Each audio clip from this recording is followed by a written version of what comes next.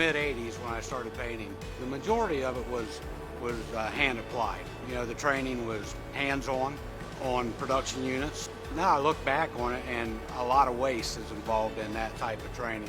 Most of our production facilities, robots do the painting. A robot may be down, so we still have to do some manual paintings. So we have a tool here called the virtual painter that helps a person understand kind of the basics of how to paint. Before VR technology, we had to have actual physical assets. We would have to have students actually operate that equipment. Now it allows a student to learn the skills, but in a virtual way. It looks like a paint booth. I mean, that's actually what the paint booths at Honda look like. Headset and the gun pick up everything that you do. You have to let off the trigger on the edges of the parts. You have to bend down. You have to keep your distance from the car and make sure all your angles and your flow is right. You push a button and you have a clean part to start with.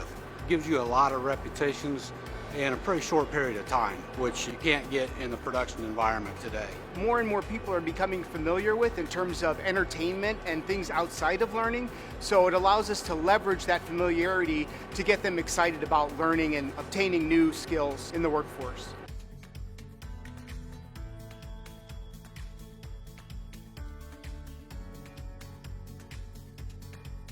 I'd never used a VR simulator before, but it was nice because you got to like feel it, and it like actually felt like you were there.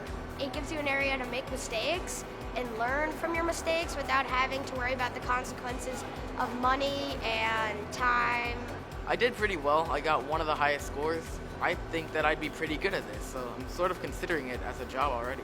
All the technology that's involved here, I think the students are really fascinated by that. It's so much more powerful than sitting in a classroom learning from books or watching videos. The ability to implement VR technology for Honda shows that we're really looking forward. It allows us to also leverage that technology for marketing career opportunities in manufacturing.